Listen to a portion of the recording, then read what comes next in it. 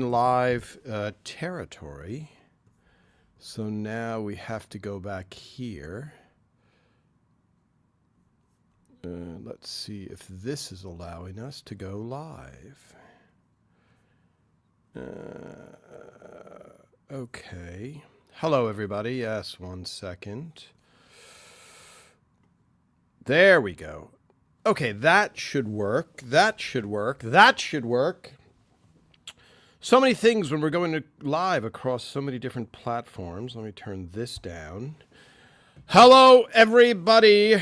Here we go. Everybody loves Raymond. Oh, let's turn that down also. What is that? Okay, that's a little bit hot. Tom Calabina here. Everybody loves Raymond live. Let's see if we can see. Let's click in for comments. There we go. Comments. Come on. Hello. Hello, everybody. Who is watching right now live on Instagram, YouTube, Facebook. I think I'm out of options. Really, I guess we could go live on.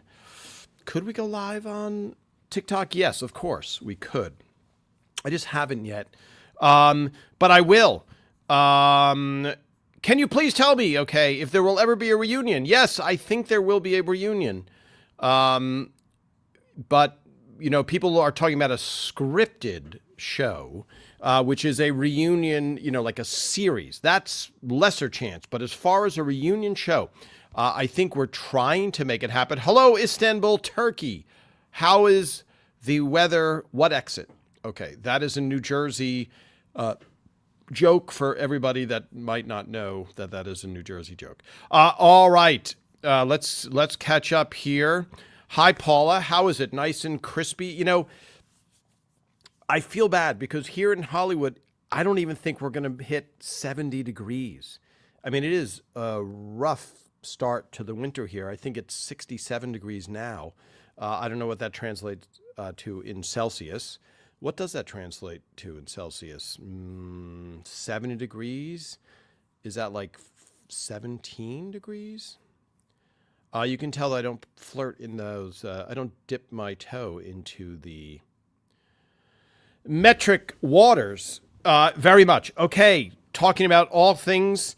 Everyone loves Raymond. Tom Calabino here, writer on Everyone Loves Raymond for all 9 years, but also the unofficial photographer behind the scenes, taking many, many, many, many, many photos, too many photos to count, that I try and share here with you behind the scenes, that I hope adds to your experience of watching the television series Everybody Loves Raymond.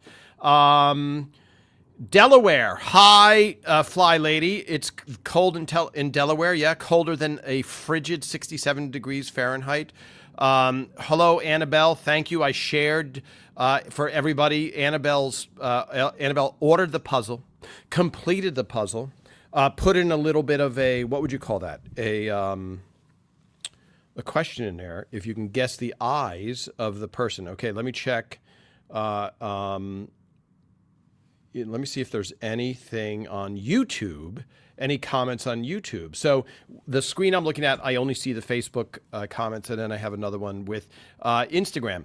Howdy from Phoenix. Question about the finale. Were there other ideas for the finale, and how did the idea about the surgery become the finale? Yes, the flabbergasted man. That's a good question for Phil, because Phil really had the idea for the finale, I want to say the end of, could it be as early as of season 7? Remind me to ask Phil the next time he's a guest. And I have asked him if he would come on again before the end of the year, which hopefully he will. And I think I will see Phil and Ray on Christmas Eve, hopefully. So that was the initial idea. Phil had the initial idea to do the surgery thing. I don't know that there were any other ideas. I've shared this before, that there was a goal, and hold on, sorry, forgive me, not a shameless plug, but for those of you who know me, hold on, let me see. There we go.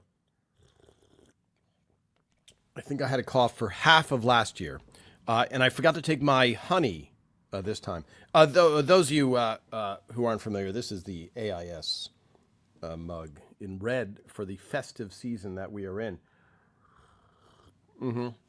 So that's a good question for Phil. I think that was the main thing. The important thing about the surgery idea was it's the last episode. Raymond could not pull out of it. There's a possibility that he might not pull out of it if you did that surgery episode in season 5 or 7 or anything but the finale. It would be a false jeopardy, meaning the audience goes, let's see. The series is called Everybody Loves Raymond. We're in season 5 and it's a top 10 hit. Are they going to kill the lead character for some reason? No. Okay, so then I'm not going to cry during this episode because I know that there is no possibility that the lead of the show dies in this episode. So that's kind of what allowed it to have this much more of an emotional weight than if it appeared, if that same consequence happened earlier on in the series. Okay, let me bring some familiar names. Aloha, for those of you that don't know that. That is a greeting from Hawaii from our friend Bob. Okay, let's greet. By the way, I should be proofreading. I should be screening. My professional screener is not here. Oh, wait, the screener is here, and it is me. But familiar names I know. I see the canister to your right. Do you have cookies tonight? Hi, Karen. So I can't hide the canister from you, and I try not to. You don't want to be upstaged by a piece of metal, but it looks like I am. Yes, for those who are not familiar, this is the canister from the episode, and I often have a cookie or some type of treat in here, and we try and rate them. I haven't put up the rating system. I think it might be number of canisters. I think it could be like 5 canisters or 10 canisters.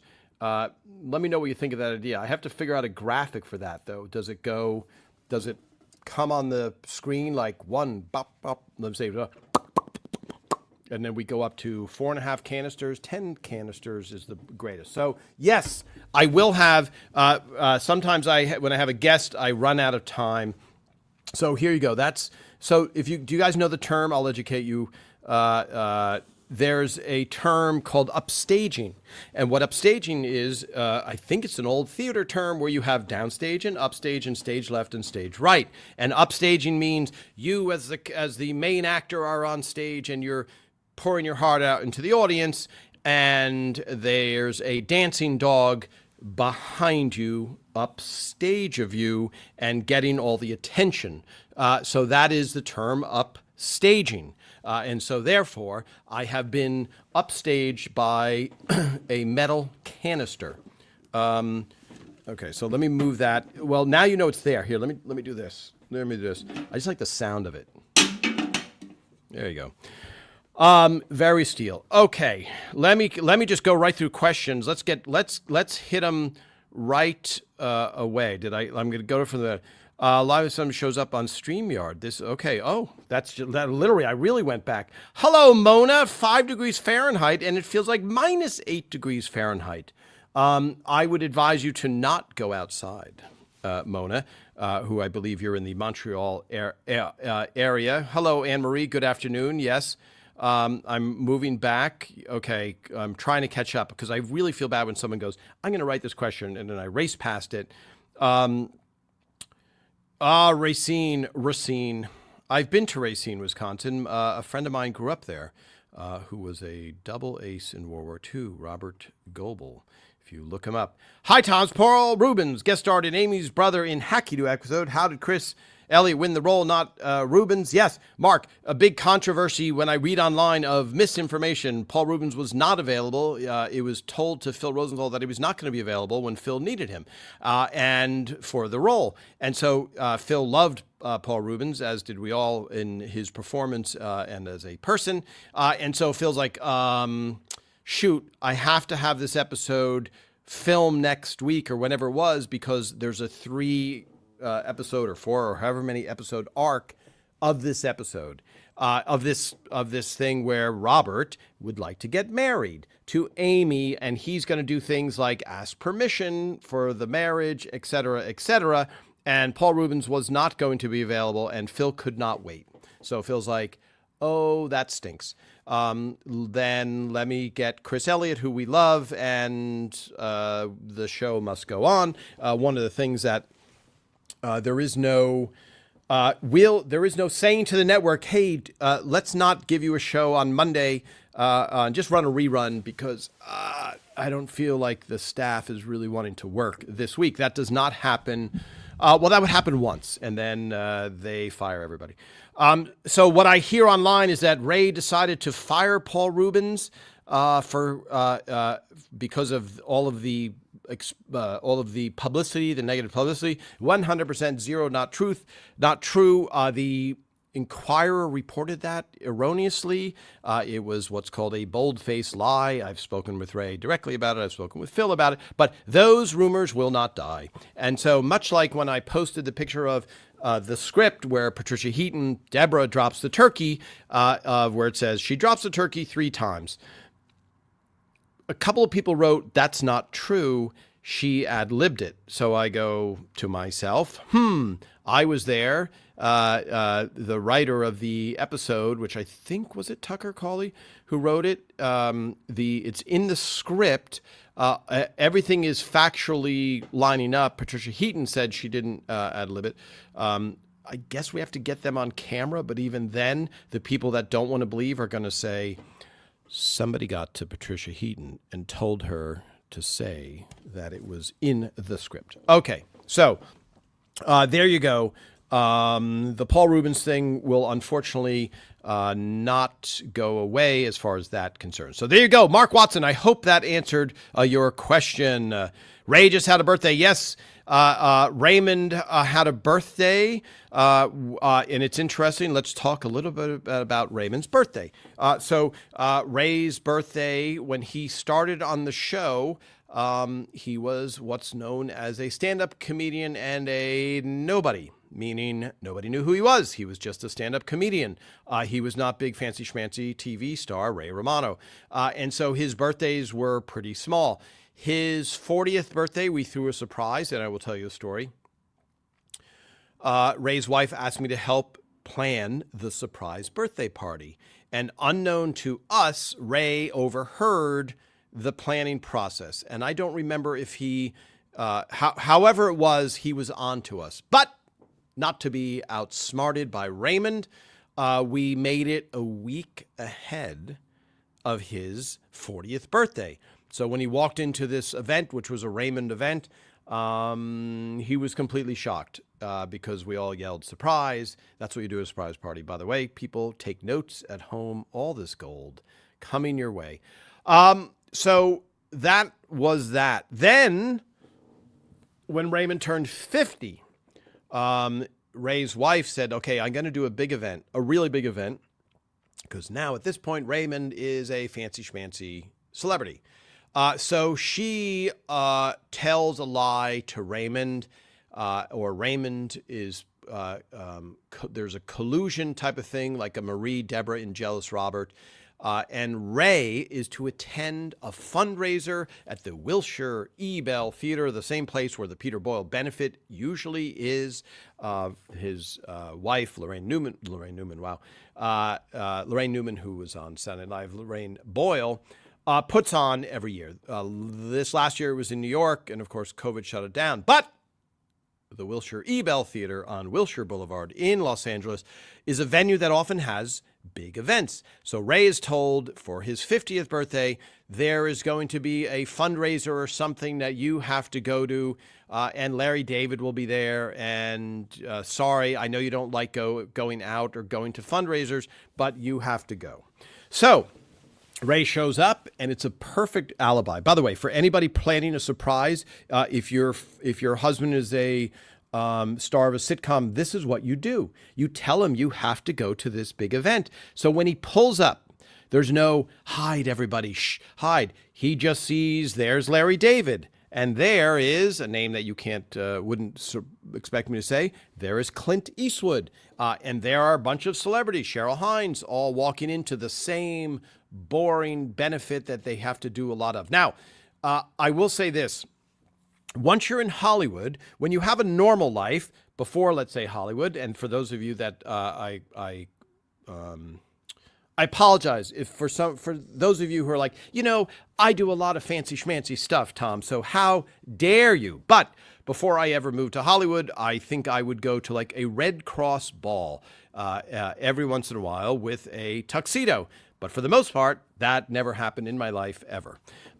Then when you're in Hollywood and once you're a celebrity, you get asked to do a tremendous amount of stuff. So you have to turn down a lot of stuff. So whereas when you're, and again, men I think are different than women. When women have a chance, forgive me, everybody, if you think there is no difference between men and women. But I've looked and I think there is.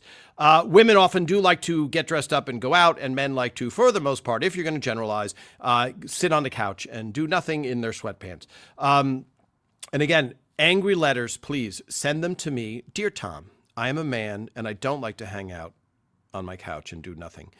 I can't wait for that letter to arrive. So in general, you're kind of dragged, because even if you love the event, even if you believe in the cause, do you want to put on a tuxedo 15 times a year, 22 times a year? Because that's what a lot of celebrities have to do. And when I say have to do, you see the big award shows, even that, it's a bit of a, when you're up for the award, sure. But I know that people like Steven Spielberg, they are invited to a tremendous amount of events. So, cut to Ray's birthday. He is dragged unwittingly to some benefit where there's a bunch of celebrities there. It's just a normal Saturday for him. He walks in, and there, in the room, are all of his friends. The amount of celebrities is pretty impressive, but also, for those of you who have watched Ray and know Ray's history, Ray started in New York City doing stand-up comedy in one of his favorite clubs at the time, and now is the Comedy Cellar. And next to the Comedy Cellar, if you look it up, is a very storied place called the Cafe Wha. And Ray, and I think we just did it recently, Ray, when we would finish doing stand-up, and way back in the day, way before I was Raymond, when Ray was a nobody, he would finish his stand-up, and I would go with him to the Cafe Wha and watch music, because Ray loved music. Ray, as you know, who watched, Ray's mother is the youngest, at least she was, piano graduate of Juilliard School of, I guess it's called the Arts. I don't know. There might be a full name for Juilliard. But if you just say, my son went to Juilliard, that's very impressive. Or my daughter went to Juilliard, that's also impressive. Okay, hold on. Sorry, people. The problem with being the only person talking is you are the only person talking. Hi, Kim. Here we go. Kim. There's Ryan. Hello, Ryan. Hello, Kim. Sorry I'm late. Last minute Christmas shopping. Yes, I am in the weeds because eventually, as a guy, I should start doing my Christmas shopping. All right. In the birthday party is the band that would play live at the Cafe Wha. The Cafe Wha had a band. It was one of the guitar players is the son of the owner of the Comedy Cellar and the Cafe Wha. And he is the main, let's say, leader of this group. And they were a great group. And if you guys are nice to me, I will post at some point photos of Patricia Heaton and Brad Garrett on stage at the Cafe Wha singing their hearts out in 2004, the spring of 2004, because we were there for the upfronts. It's one of my favorite photos that I have ever taken, and I will share that with you. So Raymond walks in, tons of celebrities, tons of friends, and the band from the Cafe Wha, which got flown in and played for the entire evening. There were roulette wheels. There was all kinds of gambling, legal gambling. I think the statute of limitations has worn off, but legal gambling, et cetera, et cetera. So there you go. And then, occasionally Ray would have a big blowout party for other birthdays. And I think there was one like 2 years ago, maybe. Yeah, he had a big gathering like 2 years ago at a beautiful Italian restaurant. Okay, let me catch up on all of these questions. I was not expecting to go into detail, but if that is interesting, give me a thumbs up. If it's not interesting, why? Why? Is it something Let's see. Okay, sorry, I'm scrolling through all these questions. Let me see the thing. And what I try and provide you, everybody, right here, is an answer to what you can't just look up on Google.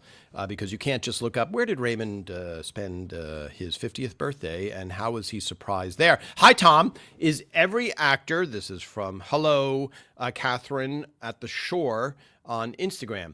Hi, Tom. Is every actor in the same TV show or movie represented by the same talent agency? No. That is a good question. So for everybody, there's, how do I answer this without getting into too much detail? So you have to pretty much have an agent. An agent books your stuff. A manager, if you think of an old time manager who's there with you from the beginning going, okay, Raymond, and in this case, this is a good example because Ray's manager is Rory Rosegarten, who has been with Raymond since, oh boy, I want to say 89, possibly. He can correct me. You know that name, Rory Rosegarten, because he became an executive producer of the show. The manager is the person who puts their arm around you and goes, let's talk about your career. Let's make some career choices. I think you should take this gig and this gig and this gig. An agent is more, and there are some legal ramifications, but your agents are the ones that they go in. Sorry, I don't have my honey assistant here. That's Joe asking me. Let me see if I can bring that up, Joe. There we go. I could get it, but I'd have to leave the frame. All right. So the agent has to go in and negotiate, I think, the fee, etc. So offers, everything. If somebody wants to give me a script, it has to go through my agent. I can't just look at it. I can't, just be like, oh, let me look at this script. So there's a legal aspect of it. But on a TV show, and one of the reasons why, and some people ask me is, hey, Tom, why do some shows stink? Now, a lot of times what happens is there's different agents who have different relationships with different people, perhaps the president of a network. And if you're watching a show at home and you go, boy, this show really stinks, and I don't like this combination, I don't think this works, etc. And again, nobody sets out to make a bad show. There's nobody, when you see the worst movie you've ever seen, nobody said, okay, let's make a really bad movie. What do you say, everybody? The script wasn't there. The actors weren't there. It gets away from them. There's too much influence from different voices, etc. There's many, many reasons why a show can be terrible or a movie can be terrible. So a lot of times, and this is completely new, I'm sharing an inside secret about how Hollywood works. An agent will have a relationship and force something to happen. So if you see, and it's not always because an agent has forced something to happen, because a lot of times an agent forces something very good to happen. So, but a lot of times there will be pressures from all different agencies. So almost never, ever, ever, ever are the actors on a movie or a film represented by the same agency. And to that end, there is force from the agencies to be like, hey, Tom, I know you have this idea to write this show, and you said the lead actor would be perfect if he was a 5'6" black gentleman. However, as your agent who's representing a 6'7" Nordic-looking gentleman, we think he would be better. And you're like, well, I don't know if that works because the guy tried to be a jockey. That's the whole gist of the story. Yes, but a 6'7" jockey makes it funnier, doesn't it? It's like, okay, so that type of conversation happens. So there you go. So yes, the answer is no, never. Do they have the same agents in a show? Okay. Let me scroll down. I've never been asked that before. Congratulations. Congratulations on asking a question. Your friend, hi, Teresa of Chicago, Tefanos. Your friend Allison Janney, was super in The Diplomat. I hope she didn't get fired. You mean she's been super in the shows that you've seen? She has been super. Yes, awesome. And I just saw her friend Dule Hill. I did a podcast with him a few days ago, who was also in West Wing with her. Okay, here we go. Thank you, Teresa. I will pass that on, and if she's ever in Chicago, I will send her to Fano's for at least a 12% discount on all things. Hello, Lynn Van Orden. Yes, let's get through. Wow. Okay, so now I'm turning to this. Let me see. Okay, I'm trying to catch up. So, a lot of these questions have been answered already. Yes, this is called filling time. Yes, ornament idea for next year, the mini canister. Hi, Maxine. Yes, we've discussed the mini canister as a pencil holder. What else have we talked about it as? The problem is, and by the way, for those of you that bought, thank you for sharing all your photos. And also for those of you, I think a big batch of forks and spoon magnets went out. For those of you hoping they will arrive. I'm seeing if I have one here on the desk next to my no honey. Okay. That's okay. Sorry. The problem is for the fork and spoons, we had to source that. It took us 2 years to get them to make the wood, to make everything right, to test it on my refrigerator for a year of intense snacking that I did, going to the refrigerator, opening the refrigerator, eating, chewing, then closing the refrigerator, then coming back and doing it again a half hour, all for you guys. So the canister for a mini canister for an ornament, that is going to have to be,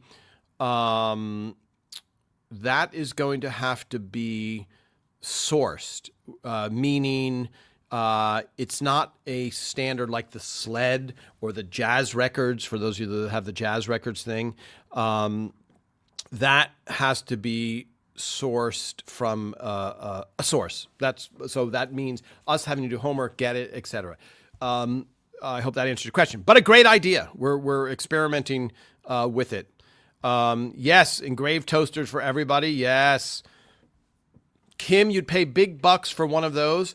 So that is also one of the issues when we don't have to source it and find a supplier and do all that stuff, not because of our labor, just because when there's a company that provides a sled ornament, we can offer it for really, really reasonable price. The price goes up when we have to have it sourced, made, prototype, shipped over to us, etc. So it may be not big bucks, but you know.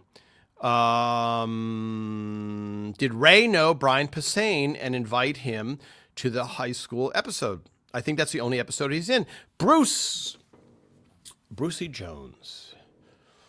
That is an excellent question. Does everybody know what we're talking about? Bob Odenkirk, who ended up being known. We knew him. He was on a show called Mr. Show. He was a sketch guy, comedian guy, super talented. But then all of a sudden he was in Breaking Bad and he became Saul.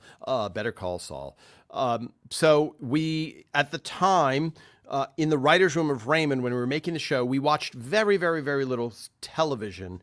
You know, we didn't have time, but on a lunch break, we would sometimes watch, you know, keep in mind, this is before YouTube had everything at any point that you could possibly watch. We would watch a show called Mr. Show. It's a very, very, very funny show. David Cross, Bob Odenkirk. And hold on one second. Let's see here. Oh boy. You know, I realize I have two microphones and one of them has a cough button, but that doesn't help us now, does it? So we wanted Bob, and if you look up, there is a sketch with Bob Odenkirk and David Cross that takes place in our writer's room. And I'm in it, and a guy named Mike Rowe, not the guy Mike Rowe who has a television show, but Mike Rowe who writes for television show. He writes for Futurama and stuff, I think on YouTube, and I'll see if I can find it. Maybe I can repost it on the Facebook page. They do a sketch for Phil's birthday, and I'm in the writer's room, and I am about to leave, or I'm sitting there reading in the writer's room, and someone asked, you know, if you need dinner, and I say, no, I don't, and then I leave, and I shut the door, and then a few seconds later, the door opens up, and it's David Cross and Bob Odenkirk and I think Brian Posehn doing a sketch that they are elves and they come in and they're really the ones that write the script and make the show funny. When we tried to get David Cross and Bob Odenkirk into the high school reunion episode, David Cross had a conflict. So we had to have Brian Posehn, who was phenomenal, because I think he's also in, people help me out here, where Raymond is trying to get raise money because they're doing a go-kart idea, right? That was different than the high school reunion show. All right. Boy, there you go. This shows that I do know some things. And I remember, here's a little point of trivia. We had a comics book store and Brian Posehn was there and he collected comments. And I remember he was very excited about that. So it might have been right after that. The cart attack. Yes. Somebody tell me the name of that episode, Donnell or somebody, where they're trying to raise money for their idea. Okay. I got to see where it is. Okay. We'll do it. Yes. Where's the honey assistant today? That sounds very much like a Bond person. Let's see. Okay, going. You are in. Okay, wow, that's a compliment for me. I don't necessarily. Well, they're so rare. Might as well show that. Upstage by a canister. Yes, very good. Hi, Patty. So, no one sets out to make the Frasier reboot. Okay, I'm going through this. Okay, so the food was delicious, but the food on the show was, Marie was a good cook, and Frank is going to eat her cooking. So that was that was part of the, that was a character trait of Frank. He was a big eater, and the food was very good. All the food was sourced from different restaurants, etc. Depending on it was always sourced from a restaurant. I'm just running through my head of all the different food items, and I think I told you I do have the name of the person who made that chocolate cake, Marie's chocolate cake, which they call the Rhonda cake. The bakery that made it is no longer in business, but I found through the help of Rhonda the person that made it. Okay, Brian Posehn also in the one where they try to sell the go-kart. Okay, yes. Let's see. Hi, Joe. I love No Good Deeds. I think it's funny that Lisa didn't remember that you guys were 2 stages away from each other. Yeah, so for that story, people have mentioned Raymond is in it's the top show in Netflix called No Good Deed. And just so everybody knows, it is not a sitcom. It is a very dark comedy. Please don't go in there watching and going, this is really, really intense. And not for me. And why would they say it's like Everyone's Raymond?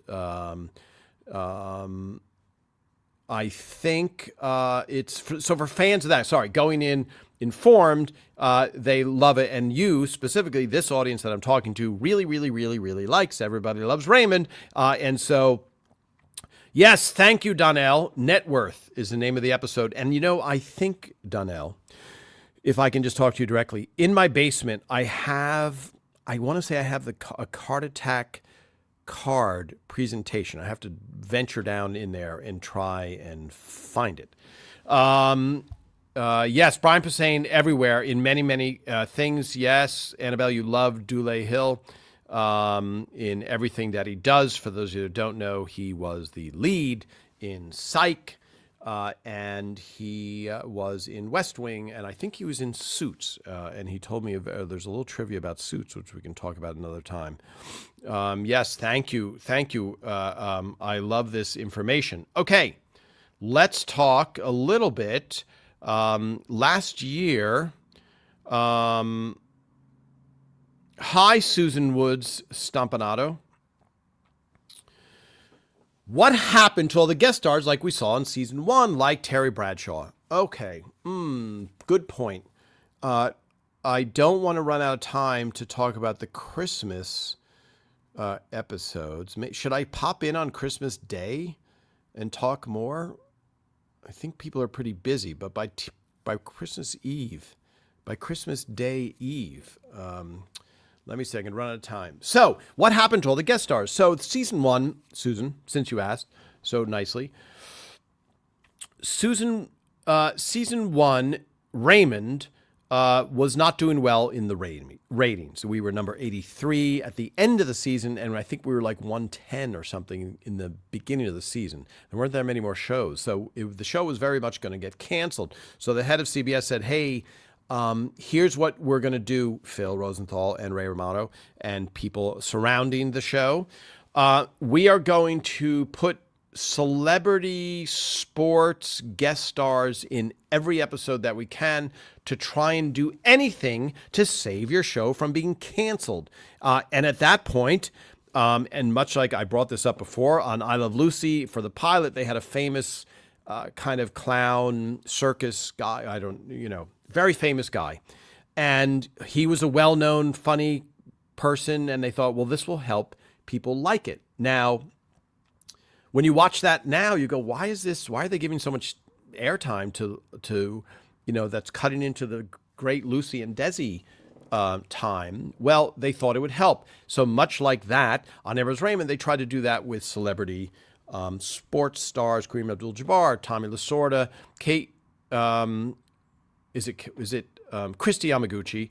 That's funny because I'm doing a project with Kate Micucci.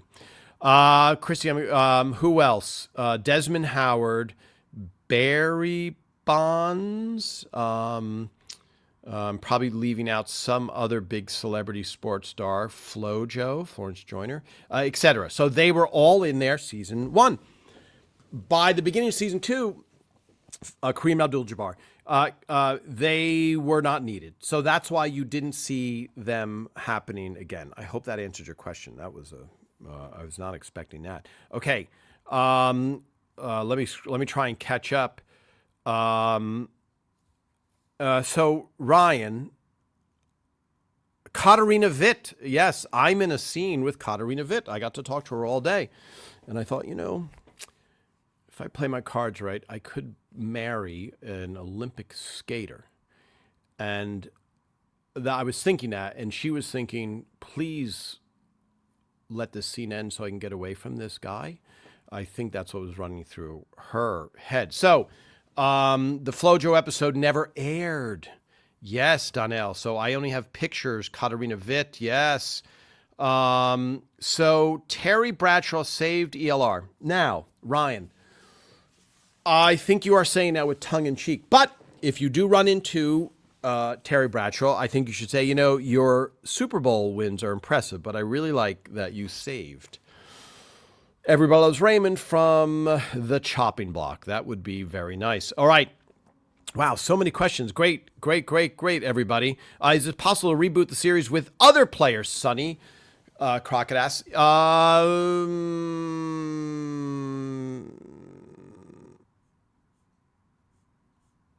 That is the longest thought I have. I'm just running through all the scenarios. So you have Phil, who's now on Somebody Feed Phil, appropriately named, which is a big hit. You have Raymond, who's on the #1 Netflix show. You have all the other actors doing projects. So then you'd have to cast somebody in this show. It would be very, very tough to make it happen. I know Madeline Sweeten is pregnant right now, if she hasn't had her kid already, the daughter who played Allie Romano. And a lot of people question, like, hey, wait a minute. Why is she blonde? And Raymond has dark hair, and so does Patty. Ray's real-life daughter, Allie, who just got married, if you look it up, also has blonde hair. Okay, Gil, the script and language in No Good Deed is more modern, as Tom said. Yes, don't expect, yes, thank you. Just a warning for everybody who's like, this is terrible. Okay, so Karen, Christmas. Wow, I was only going to talk about Christmas episodes, and I forgot that it was Raymond's birthday. Do I have a favorite Christmas scene? So let's just talk about Christmas episodes before we run out of time. There are a lot of favorite. Sorry, I'm editing in my head again. I I have a lot of favorite Christmas scenes, and I will say that we had to film for the Year of the Jazz Records episode, which was based on a real life story of mine. We had to film. We filmed the Bird Thanksgiving episode, and then we immediately followed it by the Christmas episode because it has to air a few weeks later.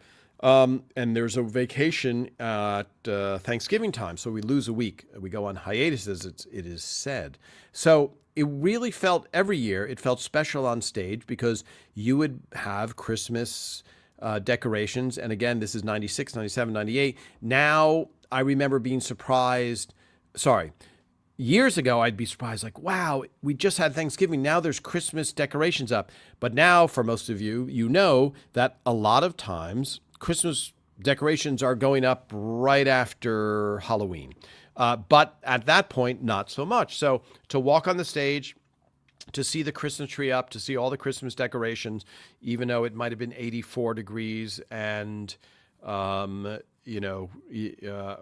warm and sunny and no leaves changing, certainly no snow. Although I think they had snow here in like 1932, a little bit of snow, and maybe again in 68.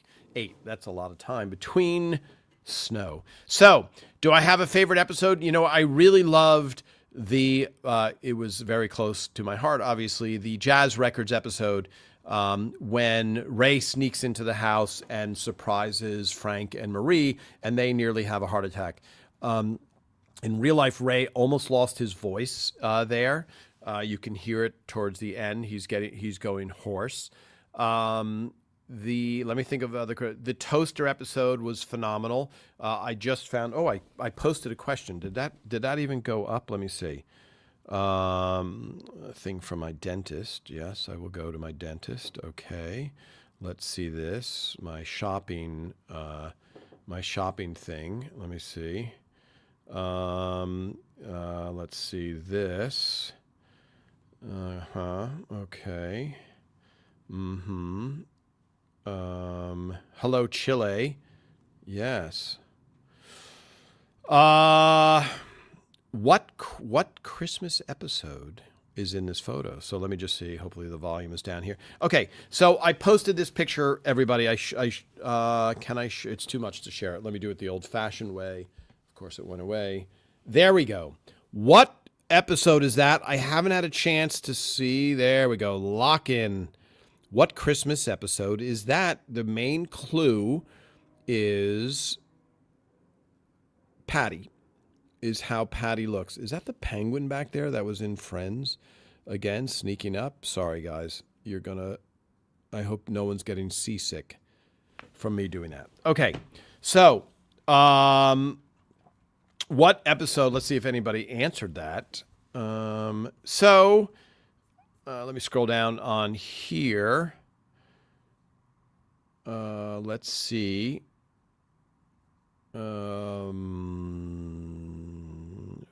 We were filmed on stage 5. Mr. Putnam. Yes, Mr. Putnam.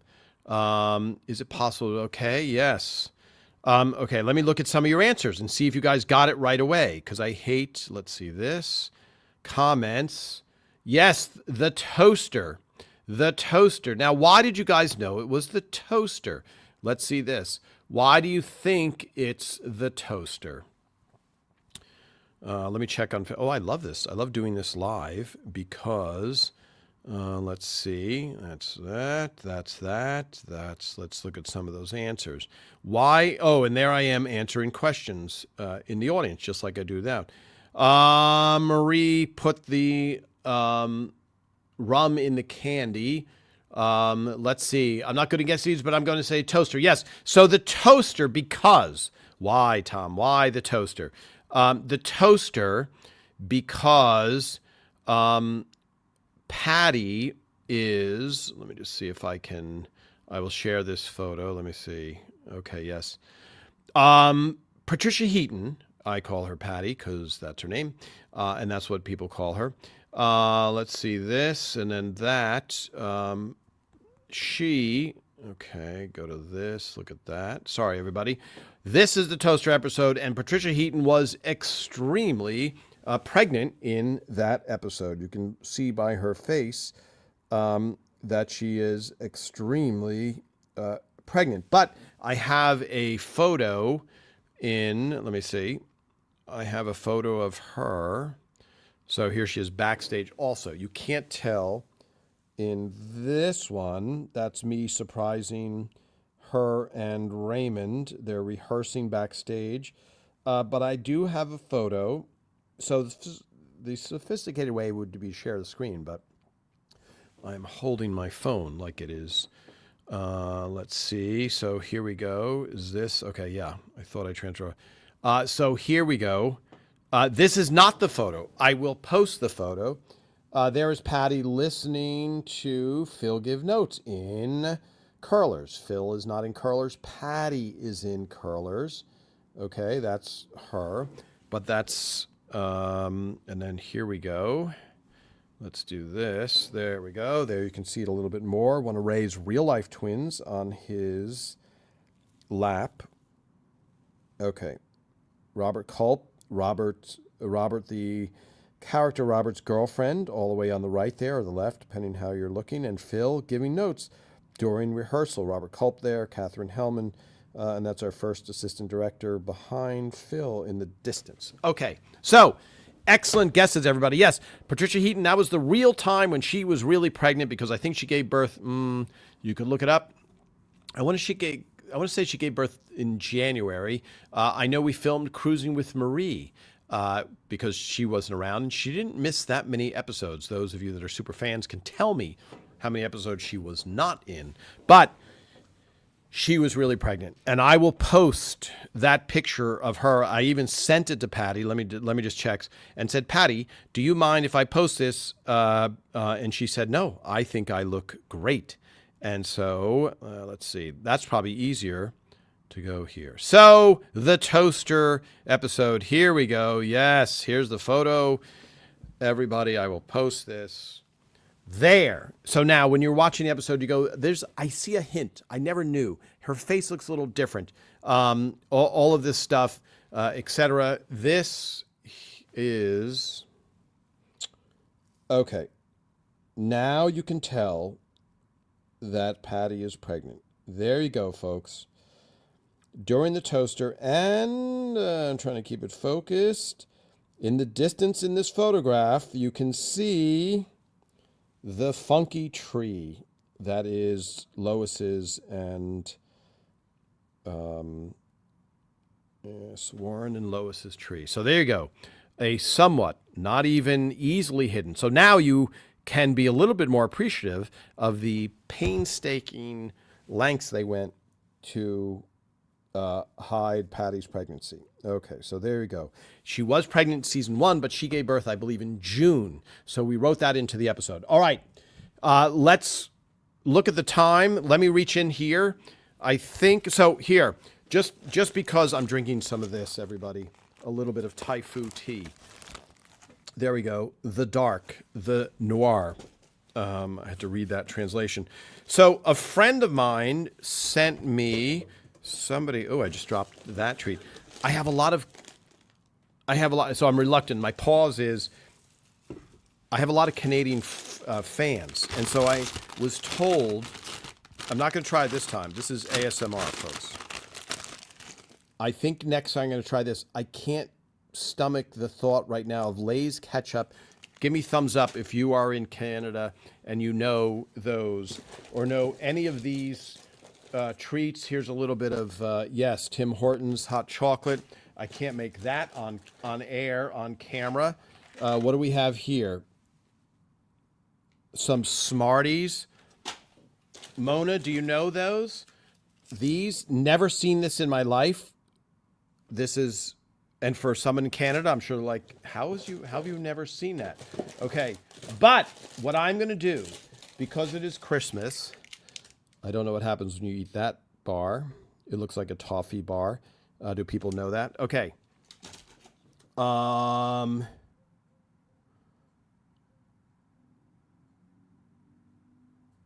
All dressed chips from Canada are delicious. Oh, that's good to know. But instead, I'm going to reach into the canister, and because it's Christmas, I'm going to, here you go, everybody, the sound of the canister. Remember when it got kicked down the steps. It's very solid. Okay. But instead, I have Pfeffernusse, a German Christmas gingerbread cookie with dark chocolate. Okay. Does anybody know what a Pfeffernusse is? Has anybody ever heard that? A German Christmas time treat out of the canister. Okay, here we go. So for my Canadian friends, you'll have to wait for next week. Let's see. Okay. Let's see what we have here. Okay, yes, I'm trying to catch up. Wow. Smarties don't like ketchup trips full of MSG, but I love Macintosh toffee and I love the cookies. Okay, that's good to know. Ketchup chips sound terrible to me, but I will try them in the spirit of research for you guys. Okay, so this is going to make noise. Let me just see. Okay, hopefully they don't explode. Wow. They do not want to give up the Pfeffernusse that is inside. Hopefully they're easier to... okay, let's see. Can you guys wait just 1 hour and I will be back. I see. Oh, wow, there's a resealable thing. Okay, now let's try it again. There we go. Okay, folks, everybody. For those of you who are like, why is he eating cookies? Who cares? Tell me about it. It was Raymond. In the Raymond Writers Room, we had a contest about a comparison of Oreos versus Hydrox and a bunch of other type of knockoffs. So I'm continuing that in that. My in-laws are from Germany. That's a popular cookie treat, Pfeffernusse. Wow. Maxine, you wrote that quickly. But you couldn't figure out where, or maybe you're like, you know what, Tom won't miss the umlaut over the U. But in fact, it looks like there is an umlaut over the U. Those are 2 dots. There you go. Okay, here we go. Here's what it's like, folks. I see dark chocolate on the bottom, and I don't even know what the coating is. I'm going to have to really come up with my terms, like a wine tasting.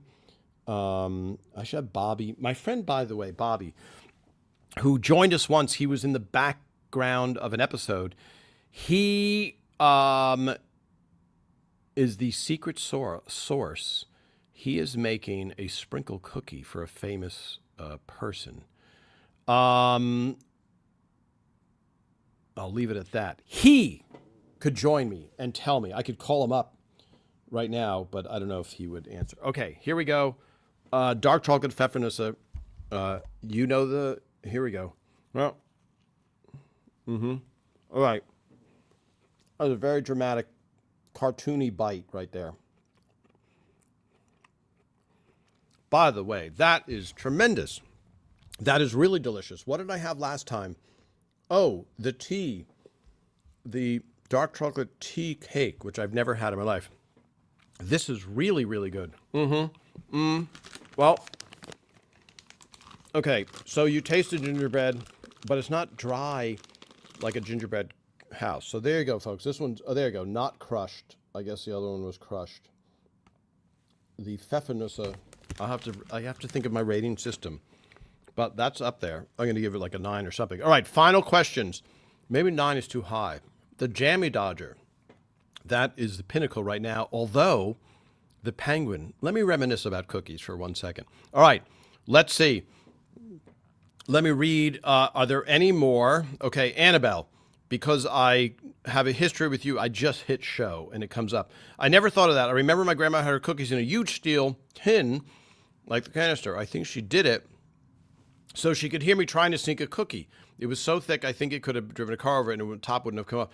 Annabelle, that's interesting. That it's a, let's say you have untrustworthy grandchildren, right? That is a definite indicator that something is afoot. Okay. Now, Donnell, you say Melissa Gorga's sprinkle cookies. Why would you guess that? How do you know that, Donnell? How do you know that Melissa Gorga, for those of you that don't know, she's on one of the Housewives shows. She is now offering sprinkle cookies. So have you, I think they're expensive. Also Susan. Yes. Okay, let me. It's very interesting. I guess they're a big hit, but he, of course, I can't swear. I'm sworn to secrecy. So let me have another drink. I'm already out of the AIS tea, and so I'm now moving on to our favorite Coates mug. Okay, everybody. Final questions before we break for Christmas. Let's see here. I don't know if I'll go live. I still have more I may have to talk about Christmas episodes next week if I'm not able to make it. Is all over social media with her cookies. Interesting, Susan. Okay. Wow, a lot of admissions of being untrustworthy grandchildren. Statute of limitations, again, worn off. I don't know what the sentence is for stealing a cookie from your grandmother's stash, let's say. I don't know if that's anything. Yes, Aaron Shore. I wish I could have Aaron Shore on every week. He is a very, very funny guy and a very reserved guy. Hi, Gary. What was the guy you called the Fonz? Steve Messias was our second assistant camera who did the slate. All right, final questions. Paula, I hope you're getting mail, Paula, because we're sending stuff. Great. Okay. All right. Everybody, Tom Caldabiano here, writer on Never Was Raymond. Unofficial photographer, took many, many photos. Today, we talked a little bit about a lot of things, Ray's birthday, Christmas, etc. We tasted the Pfeffernusse, the dark chocolate version, glazed gingerbread cookie. Really delicious, really delicious. I will have to try another one of these shortly. Maybe, and when I say another one, probably 7 more or 6 or whatever it is. All right. Merry Christmas, everybody. I will see all of you guys next week. Don't forget, I will post a lot of pictures. Keep your comments coming. I read every single comment. I can't necessarily respond to every single comment. If I see something that I can answer during the week or during the weekend when I join you, then I will. All right. Merry Christmas, everybody, and I will see you all next week.